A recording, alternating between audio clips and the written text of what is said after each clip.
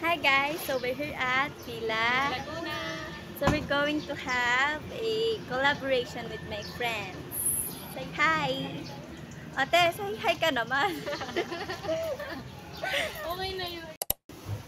Hi guys! So ngayon, nandito kami sa gilid ng Simbahan. So before tayo mag-start, for your information, FYI! Hindi, yung San Antonio de Padua, naging national shrine siya noong 2019.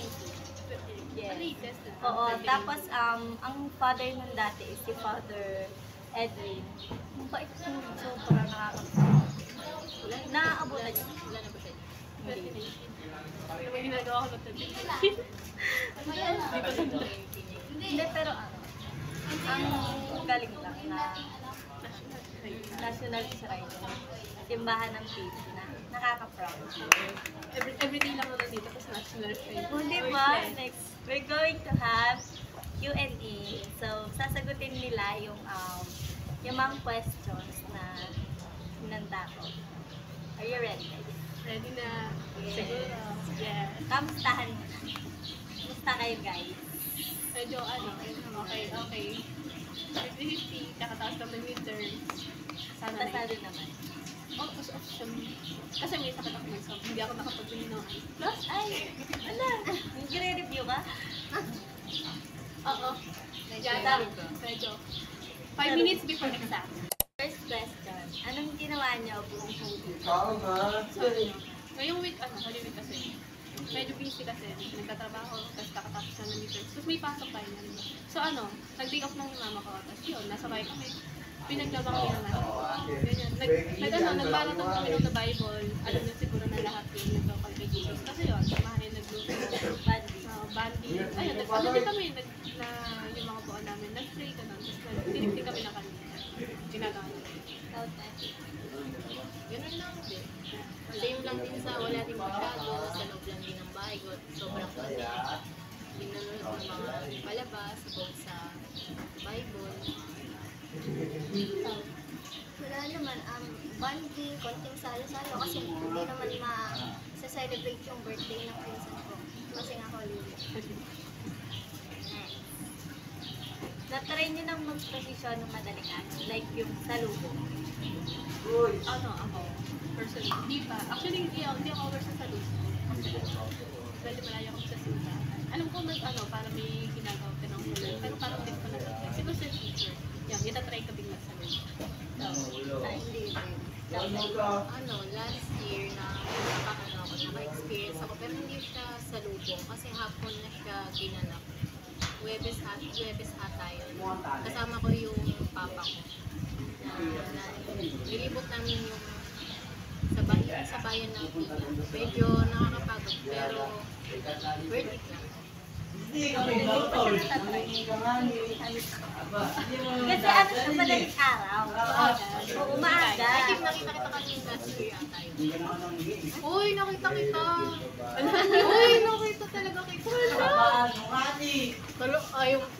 Hindi mo ako nakita, Ki. Lalahanin mo.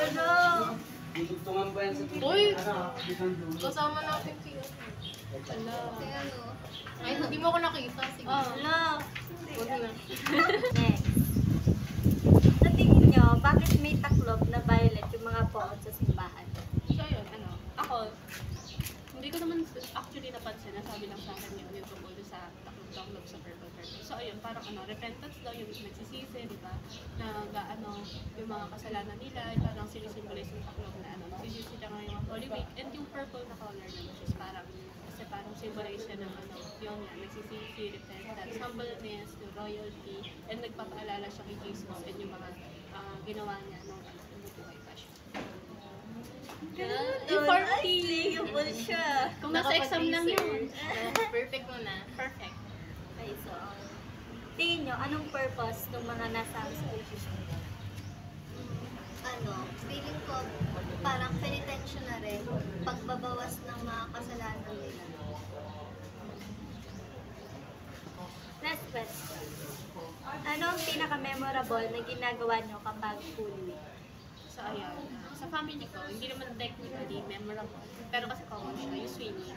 And naranasan ko, sa amin naman, hindi sa pool, sa ilog kami nag-swimming. Kasi sa province namin sa Quezon, may ilog doon. And free naman siya. So, ayun, nag-swimming na kami kasama family ko ng Holy Week, nung punta kami Quezon. So, ayun, siguro memorable kasi minsan lang, hindi lagi. Pati banding Banding talaga. kasi talaga. Tsaka kasama din kasi extended family kami. So, medyo madami kami, masaya siya. Tapos puro bata, no? Yung bata, laway-laway, dudod. Yung magpapayang ng bata, yun Mermaid, masaya. mermaid. Diba? ganun. Kayo? Anong memorable ba? Ano lang, memorable is yung natatandaan ko nung bata pa ako is sumama kami sa first time ko yun and first and siguro last. Pero sana wag last, ma-experience ko pa sa susunod.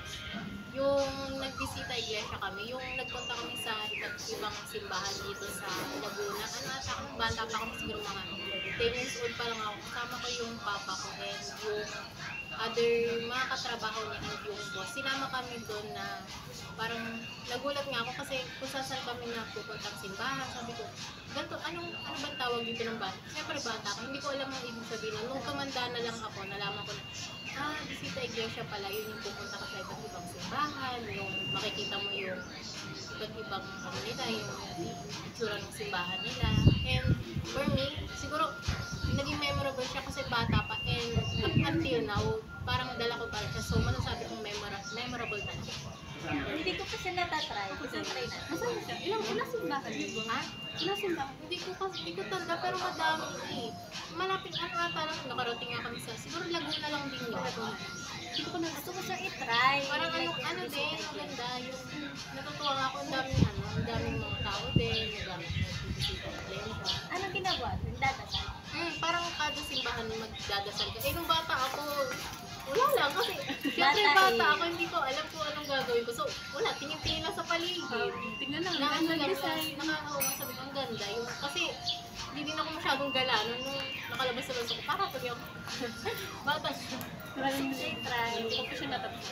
Parang ang saya. Naririnig ko lang siya, pero hindi ko alam yung ginagawa sa Ako bisita din. iglesia. Sabi ko, okay, bisita iglesia, okay. Oo, tas yung makikita mo sa yung mga dance sa labas. Yung may mga nagdadasal sa ginagawa doon. Yung Parang parang may may bisita iglesia daw. Ikaw ba? Kami naman, last year, nung umakyat kami sa bundok, ano din kasi, experience, yung hirap, yung hanggang makaabot ka, tas mainit, ayun. Tas may mga dala kang gamit, tubig. Siyempre yung hirap din paakyat, pero masaya naman yung experience kasama ko yung mga kuya ko, pinsan ko. Ayun, banding din. So, doon siya Hindi itry. ko pa rin natatay umakyat ng Yung bundok. hiking sa Mount Yung parang, ano naman o ate? Swimming. Swimming na.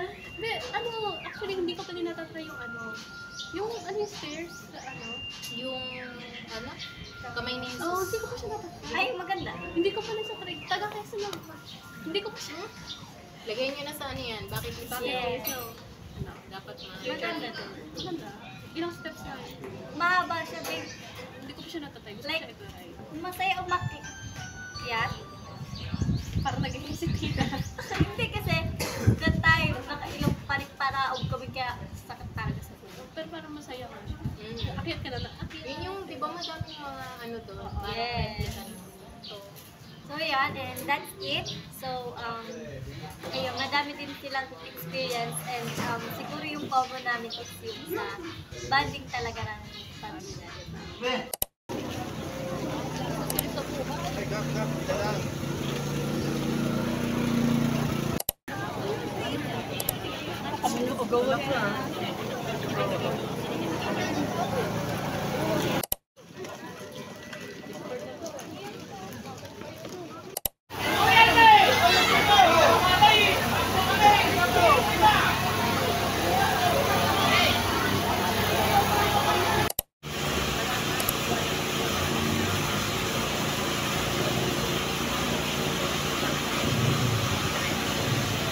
Palakpakan po natin ang ating Panginoon,